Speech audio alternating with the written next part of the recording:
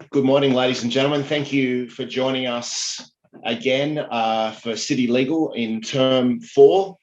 We extend a very warm welcome to you and thank you for joining, whether you're at home, at work, or together in a watch party. You're very welcome, and particular welcome to those in some form of lockdown of restriction in Sydney, Canberra, and Melbourne. My name is Mark Streeter. I'm a lawyer and I work in the city.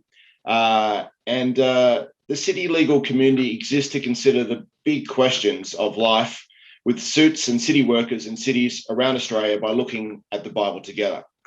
Now, if you're new to city legal, I want to extend to you a very special welcome. And the format of is a brief talk followed by a question and answer session at the end. Now, we're using Slido as a way of triaging the questions. So you'll see a link in the chat in a moment, which you can click on and put in questions. And if you see a question that comes up, you can vote, and that will push it up the list for us to ask Al a bit later on. Now, well, I mentioned that Al is our speaker today, and I'm just going to ask him a couple of questions by way of introduction. Al Stewart, welcome. Thanks, Mark. So, Al, a couple of questions around Lockdown City. What skill or passion have you particularly used in this extra time of lockdown in the last 100 days or so? Well, it's 105 days, but that's my obsessive compulsive counting. It's a little bit mundane. I've walked 5 kilometres every day, so I figure I've walked from where I live to about Coffs Harbour. And look, it's a bit boring, but I've been working my typing skills. I've doubled my typing speed. That's okay, boring. But that's what I've done. That's my 2 achievements. And my wife and I are still talking to each other. I figure that's probably an achievement as well. That's 3 great ticks. Okay. So coming in Sydney, Monday is sort of, we're not allowed to call it Freedom Day, but certain restrictions are, low. Yeah. What sort of things do you want to do on Monday that you can't do? I'd like to get my kids around a table. We haven't really seen them. They only live, a little way away, but we have hardly seen them for 3 months. That'd be great. And I'm looking forward to getting back to the gym on Monday. Yeah, I just got an email saying they're opening up again 9 a.m. Monday. So that's looking forward to that. Brilliant. Good on you. Thanks very much, Al. I'll push it to you in a second. I'll just read the Bible that you're going to be speaking to. So, ladies and gentlemen, the reading this morning is from a book in the New Testament called Philippians, chapter 4, verses 4 to 7. Again, the passage will be just put into the link. I may be reading a slightly different version or translation, but the words and meaning are the same. So, Philippians 4, verses 4 to 7. Rejoice in the Lord always. Again, I say rejoice. Let your reasonableness be known to everyone. The Lord is at hand. Do not be anxious about anything, but in everything by prayer and supplication with thanksgiving, let your requests be known to God. And the peace of God, which surpasses all understanding, will guard your hearts and your minds in Christ Jesus. Finally, brothers, whatever is true, whatever is honourable, whatever is just, whatever is pure, whatever is lovely, whatever is commendable, if there is any excellence, if there is anything worthy of praise, think about these things. What you have learned and received and heard and seen in me, practice these things, and the God of peace will be with you. Well, good morning. Years ago, when our kids were small, we would often have a holiday on a sheep station out in Western New South Wales at Cobar. And one of the things little kids love to do is to drive the car. And so I would inevitably sit one of our little kids about 4 years old on my lap, and they'd hold the wheel of the old Land Cruiser that we have and drive along one of the farm tracks, 30, 40 kilometres an hour with big trees on either side. You got a 4-year-old driving, and yet my wife, Kathy, could sit in the passenger seat completely calm. Now, why was she calm? I'll come back to that in a moment. But my guess is, well, at the moment or over the last few months, it can feel like there's a 4-year-old driving our world. Things feel out of control. So, the Delta virus runs rampant in so many countries of our world. China is on the rise and they're not happy. Will the USA protect us? Well, that's easy because Mr. Biden is obviously up to the job, or is he? It's day 105 of the Sydney lockdown. Melbourne's just passed a world record for lockdowns. What happens when we open up? Yes, we can go to the gym, but what will happen with numbers and the virus and then the economy, and then there's climate change in the background, and on it goes. It's easy to see where anxiety comes from in our world. I want to talk to you today, as Mark said, from a part of the New Testament, the book of Philippians, which is a letter from the Apostle Paul to the Christians in Philippi. Philippi is a town, actually is a Roman colony in the northern part of Greece. And Paul writes to these people that he loves. There's a church there that he started about 10 years earlier. And he writes, as he gets to the end of this letter, he talks about two very practical things. He talks about anxiety and contentment. We'll only be able to deal with these briefly, but very practical. Now, if you're a Christian, if you're a follower of Jesus, the more we can embrace these two things that he teaches, the better life will be. And if you're not there yet, if you're not a follower of Jesus yet, you might want to think, if I did really embrace this as a way of seeing the world and understanding God, what difference would it make to my life? Okay, so let's have a look at this idea of anxiety. Here's a definition of anxiety. Distress or unease of mind caused by fear of danger or misfortune. Distress or uneasiness of mind caused by fear of danger or misfortune. It's a pretty good definition, but I think there's something missing. I'll show you a better definition in a moment. Now, here's what, I don't know if you've noticed, it's a strange thing. In Australia, a free, well, we used to be, and maybe we'll be again, a free, beautiful, rich country. In fact, we're consistently rated high in the Human Development Index. I think last time it came out, we were 6th out of 180 countries. Melbourne was the world's most livable city in 2018. And yet, here's a snapshot of the ABS figures on Australian mental health. 3.2 million Australians, that's 13%, had an anxiety-related condition. There's an epidemic in our country. COVID's affecting, there's a few thousand people sick with COVID. There are millions sick with anxiety. Now, if you drill down a little bit, and you'd be able to Google this easily, if you drill down, women are 1.5 times as likely to have some kind of anxiety thing as men. Now, I don't think that's because women are more susceptible to it.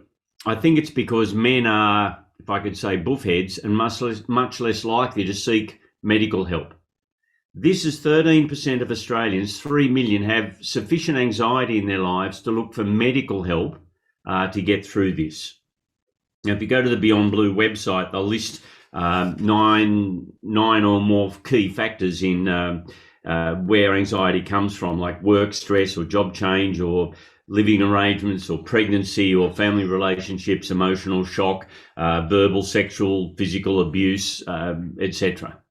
So that's all there. And anxiety really makes life tough for many people.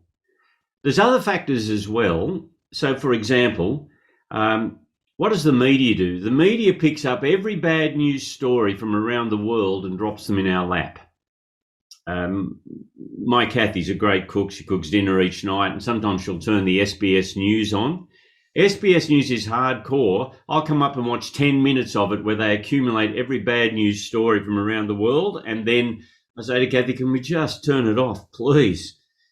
The news story that you'll never hear is this. Today in Australia, in hundreds of towns and suburbs, nothing bad happened. In fact, life was pretty good. It just won't rate. Now, I can't help but think that anxiety, the rates of anxiety grow for many reasons, but one of them is a function of a changing worldview. So as more and more people adopt or say that they're atheists, I think there's implications for that in the way that we see the world. Now, for example, I don't want to be reductionist, but I think this is fair. Here's a quote from Richard Dawkins, who in many ways was the spokesman for the new atheist movement, on kind of, if you like, reducing the atheist worldview to its simplest or bedrock form. Richard Dawkins wrote this in River Out of Eden. He said this: "The universe we observe has precisely the properties we should expect if there is, at bottom, no design, no purpose, no evil, and no good, nothing but blind, pitiless indifference." The world is random, blind, pitiless indifference. Now, in 2008, 2009, Professor Dawkins was the sponsor of a double-decker bus campaign in London and some other cities. And here's the slogan that was on the bus. The slogan was this: "There's probably no God. Now stop worrying and enjoy your life." Okay, there's probably no God. Now stop worrying and enjoy your life. And I couldn't help but think, if you took another slogan from Professor Dawkins and put it on the bus, well, I can see why they didn't, but let's see if they did. Here's the cutting edge of my graphic design skills. What if they put this on the bus? "There probably is at bottom no design, no purpose, no evil, and no good, nothing but blind, pitiless indifference. Now stop worrying and enjoy your life." I can see why they didn't put that quote on the bus. So what's the worldview mean, though? It means that as you rush through life, there's actually not just a bad driver, there's no driver. There's no one at the wheel, no one in control. I think anxiety is perfectly rational as a result of that. Now, let's drill down a little bit more on anxiety and so on. Let me show you, I think, a better definition about anxiety. It's this, from the Oxford Learner's Dictionary. Anxiety about or over something. Anxiety is the state of feeling nervous or worried that something bad is going to happen. You see the extra emphasis there? That something bad is going to happen. Namely, at the risk of stating the obvious, anxiety is always about the future. In the present, we might suffer or be sick or hungry, etc., but anxiety, that fear, is by definition about the future. So really, anxiety is paying interest on a debt that hasn't come due yet, on paying interest on something that hasn't happened yet, and indeed may never happen. Now, we need to plan for the future, etc., but anxiety is fear about the future of something that hasn't happened yet. And what Jesus teaches very clearly, the New Testament and Jesus teaches, is this: there is a God who is in charge of our world. He says it in these beautiful metaphoric ways in Matthew chapter 10, verse 29. He says this: "Are not 2 sparrows sold for a penny? Yet not one of them will fall to the ground outside your Father's care." Speaking to those who follow him, those who belong to him. He says, "And even the very hairs of your head are all numbered. So don't be afraid, you are worth more than many sparrows." I know he doesn't say the number won't get smaller. He just says God knows how many hairs there are. And so what's he saying? God's in control of every part of our world. And to those who follow him, he says, look, you're very valuable to God. So you need not be afraid. And in the Sermon on the Mount, in Matthew chapter 6, Jesus nails it about the future and anxiety. So he says this to his followers: "Therefore do not worry about tomorrow, for tomorrow will worry about itself. Each day has enough trouble of its own." You see what he's saying? Worry or anxiety is by definition about tomorrow or the future. Don't ruin tomorrow because of what don't ruin today because of fear about tomorrow. Each day's got enough trouble of its own.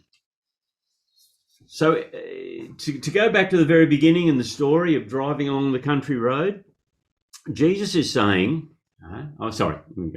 why is it that Kathy could sit calmly in the passenger seat while a 4-year-old drove the car along the dirt track with the big trees everywhere? The answer is this: she knew that my hand had never left the steering wheel. The little one, was driving away, and my hand was always on the bottom of the steering wheel, holding very tightly. Jesus says we need not fear. Why? Because there is an almighty hand on the wheel of life, and God cares for his people, and God will look after you. Very different to Professor Dawkins' view of the world, where it's blind, pitiless indifference. There's no driver. Now, Let's have a look. Finally, we will get to what the Apostle Paul says to the Philippians. Let me show you. It's one of the verses that Mark read. In chapter 4, Paul says this: if you take that world view that God is in charge and God cares for his people, God cares for those who follow Jesus, it makes sense to talk to him and tell him what we need, what we're anxious about. So Paul says in Philippians chapter 4, verse 6, do not be anxious about anything, but in every situation, by prayer and petition, with thanksgiving, present your requests to God. So what does Paul say? Well, the alternative to anxiety is prayer. Now here, the word petition just means requests. And notice he's saying, as you ask, be thankful and thanksgiving to God for all of the good things he gives us. But don't be anxious. Bring it to God in prayer and tell him what you're concerned for.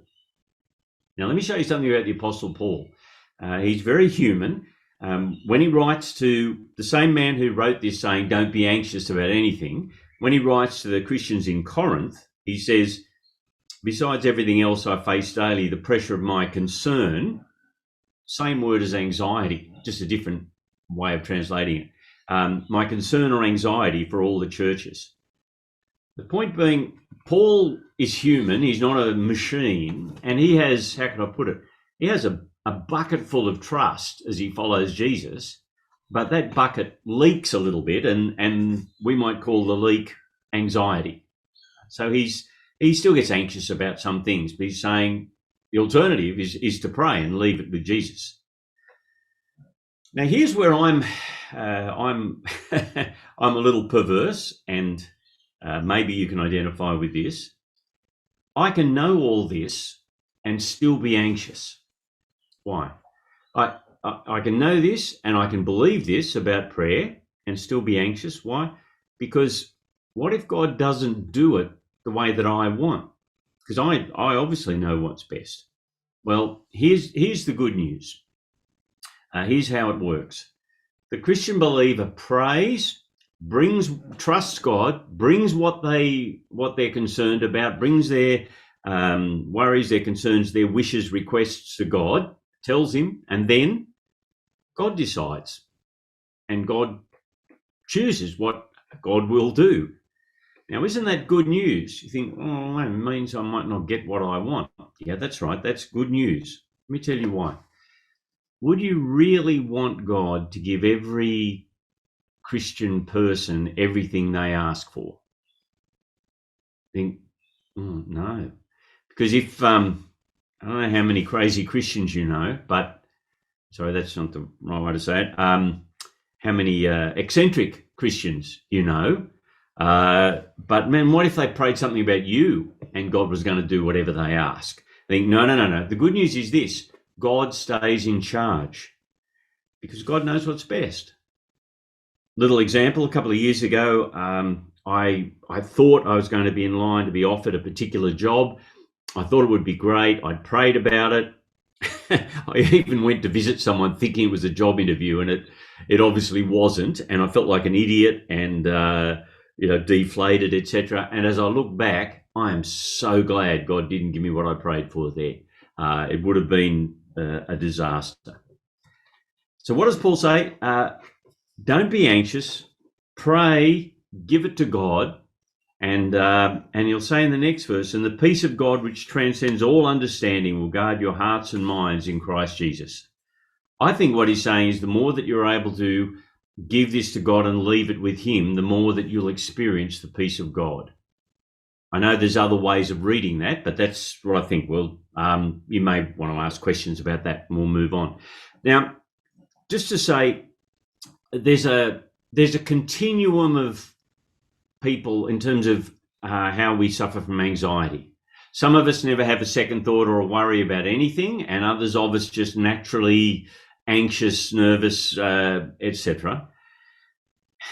For some of us, anxiety is such an issue that medication or medicine is a help. And you shouldn't feel, there's nothing wrong with taking medication to help with anxiety.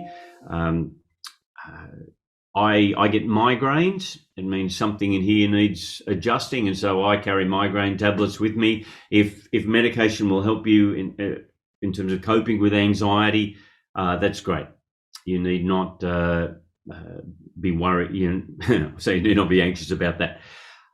My point today is this: the more that you're able to, if you follow Jesus, the more that you're actually able to understand this and make it part of how you see the world, the less anxious you will be.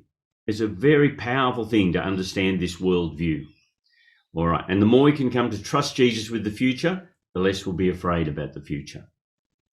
Now, there's so much in chapter 4, and I've got to kind of drive past verses 8 and 9. Let me show you one more thing that the Apostle Paul says that's very practical. The Philippian church had been caring for him in one way or another for around 10 years. They'd sent him support, etc. But it seems like for a while they had not been able to get help to him in his missionary work. And then they've been able to get to him through a man called Epaphroditus. Look at what he says in verse 10. He says, "I rejoice greatly in the Lord that at last you renewed your concern for me. Indeed, you were concerned, but you had no opportunity to show it." He says, "I'm not saying this because I am in need, for I have learned to be content whatever the circumstances. I know what it is to be in need, and I know what it is to have plenty. I've learned the secret of being content in any and every situation, whether well-fed or hungry, whether living in plenty or in want." Do you see what Paul says? He says he's learned a secret, and it's not the secret of happiness. There's many people that say, "Oh, I want to be happy," but pursuing happiness is it's like trying to nail jelly to the wall or catch smoke. Happiness is fleeting. It depends on our circumstances, etc. Paul's saying he's learned something independent of his circumstances, whether well-fed or hungry, rich or poor. He's learned what? He's learned to be content. And that's why the Bible writers, I don't think anywhere the Bible writers say seek happiness, but they do say learn contentment. Now that may be harder than we think. Why? Well, even in this kind of rich, prosperous, free country, there are discontent industries. Much of advertising is trying to convince us that we won't be content until we own whatever it is. Or I won't go into it, but the effect of social media and people putting up curated versions of their lives, etc., had a particular impact on young ones. Or in the suburb I live in, maybe the same for you, there's the local paper's delivered every week or two, and there's 100 pages of glossy real estate porn trying to convince me that if I just move to this better house, then I'll be content. When you drill into the New Testament, the word in the original language for contentment, the root meaning of that word is enough. And so contentment is being able to look at our lives and see, actually, I have enough. But it does take God to teach us that, I think. So in chapter 4, verse 13, the next thing the Apostle Paul says is, "I can do all this through him who gives me strength." And that is, it's God who teaches us contentment. God who can teach us that our status, what we're worth, who we are, and our security, are we safe, is our future secure, actually comes from God and knowing him rather than from the stuff that we own. So let me just try and pull this together, and I hope I might motivate you to read Philippians, the letter in the New Testament, Philippians chapter 4, and just see how practical it is that Paul talks about understanding this. Anxiety, I'll try and pull this together. Anxiety means we spoil the present because we're worried about the future. Right? We spoil the present because of fear of the future. And discontent actually means we can't enjoy the present because we're not able to enjoy the good things that we have and see that that's enough. Right? Now, let me put it positively. Here's a little slide I made. Put it positively. To not be anxious means not being afraid of the future. And contentment means being able to enjoy life now and see that, yeah, we have enough. Right? And all of this actually comes from learning that we can trust a good God as we follow Jesus. We can trust him with our lives and with our future. Over to you, Mark. Thanks so much, Al. I really found those formulas helpful, and it reminded me, I think, of a blog which you've probably read at some point as well, by Tim Urban, on Why But Wait, where he talks about why Generation Y yuppies are so unhappy, and describes the Facebook phenomena of this curated version of someone's life, which is only obviously all the positive things and all the prosperous things, the materially prosperous things. And you have this paradigm in the society where happiness is reality minus expectation. So you have all these people seeing everyone else succeed and their own self-feeling of where am I in the context of that. So there's a comment on the Slido there about, look, younger people I guess are particularly impacted by social media, but do you want to expand on that? Or I don't think it's necessarily just our young'uns that are affected by the social media. Yeah. Who is it? Jonathan Haidt, who wrote The Coddling of the American Mind, etc. There's more and more stuff coming out now about the effect of social media. I think it's particularly on young ones. That's not being critical of them. I'm just saying I think they've been exposed to this as they've grown into it. It's always been there. When you're old and crusty like me, social media didn't turn up till I was like, I don't know, 50 something. So you think, nah, but it's particularly had an effect on young ones, and it's just coming out now. There's stories in the news about Facebook that owns Instagram, and they are aware of the damage that this has done to, particularly to girls or young women, and they've actually kept doing it because it generates huge profits. So I think the pendulum may begin to swing back as people realise that the damage that this is doing. By the way, I should have said that stat from ABS that 3 million Australians are struggling with anxiety. That's pre-COVID. I might have missed that in my notes. That was 2017. I think the mental health industry, the mental health doctors, etc., in our society are still trying to catch up with the effects of COVID on the population. So Melbourne's passing, is it 250 days of lockdown or something? I mean, we're at 105. It's going to have a huge effect on people. And I'm really not saying stay away from medication or counselling or medical help at all. I'm not saying that at all. But just for those who follow Jesus, to really make this understanding of God's got you, he'll look after you, your future's secure, and prayer makes a massive difference to how we face the world. Thanks, Al.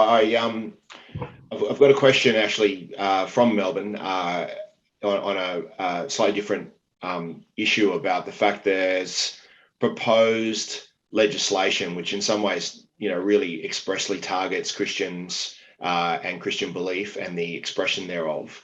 So the question is, how do we and our churches prepare for this without anxiety?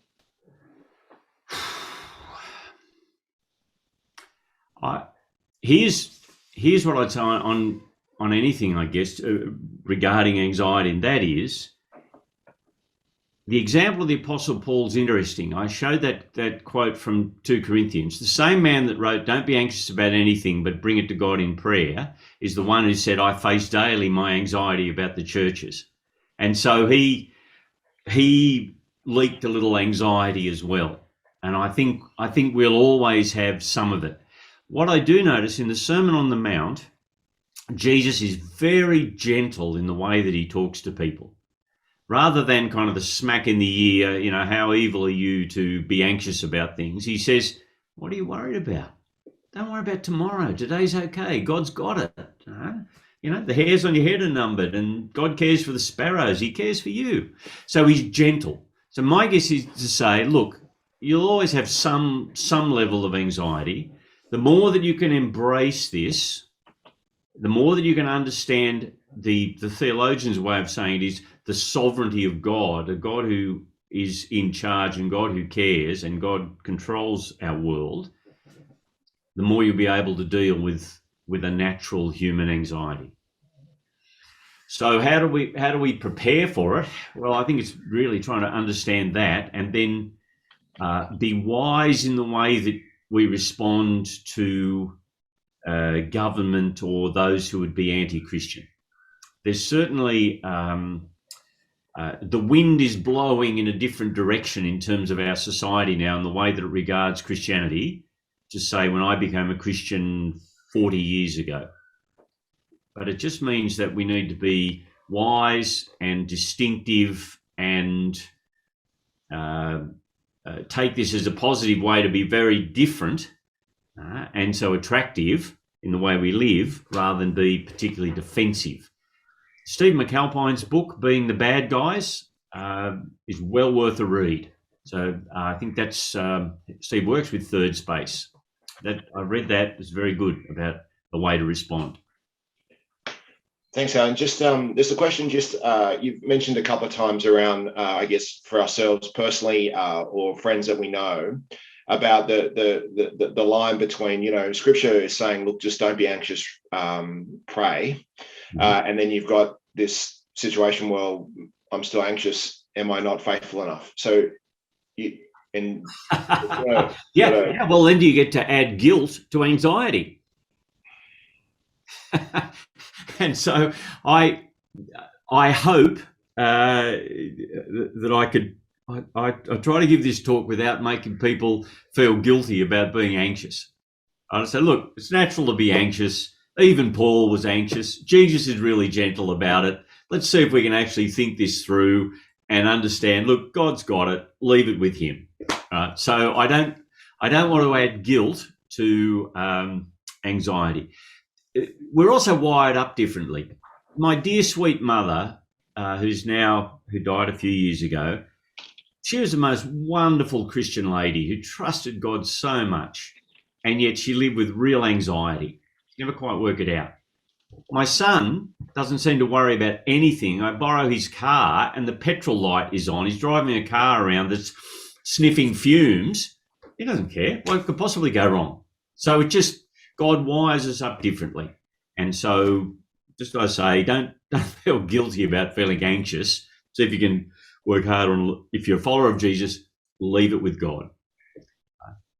Of course, if you're not, and you believe the world runs on blind, pitiless indifference, I think anxiety is perfectly rational.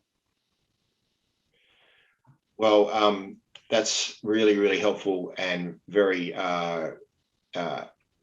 excellent words for us to start term 4 and not forget essentially the rock upon which our faith and our trust should be in the sovereignty of God rather than our own selves or our own busyness, which will quickly, I guess, as restrictions reduce, get busier with meetings and everything else that we feel our time to stop thinking more deeply about stuff. So, ladies and gentlemen, thank you again for joining us. Thank you to Al for his words. Now, Al's got 3 more talks on this series of the Invisible Kingdom, and we're progressing weekly over the rest of this term. Now, same time, same day, but not necessarily the same location. So please stay tuned for updates from City Legal as to the location. We may be able to secure a physical location for our meeting next Thursday, but if not, quickly soon thereafter as the restrictions ease, having hit the 70%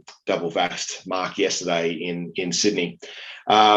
So we also have a survey form, which will be clicked up there on the chat. I really encourage you, even if you've been coming to City Legal for some time or if you're new, please fill that in, give some feedback, give us your thoughts about how we can make City Legal and the topics and the speakers meet you where you are in your work and in the office, and with things that your colleagues and friends may be interested in hearing more about from the Bible.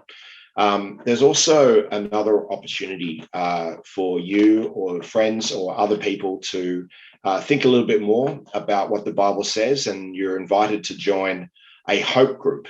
Now, a hope group is where people gather together to think about what they're thankful for and read a small part of one of the 4 biographies of Jesus and think about what hope there is for the world. So again, if you fill that option in that feedback form, leave some details, and a member of City Legal team will reach out and tell you a bit more about those. So ladies and gentlemen, again, thank you for joining us this morning. Thank you again, Al, for your very helpful, wise words from Scripture, and wish you a very happy, whatever Monday is allowed to be called. Thanks very much.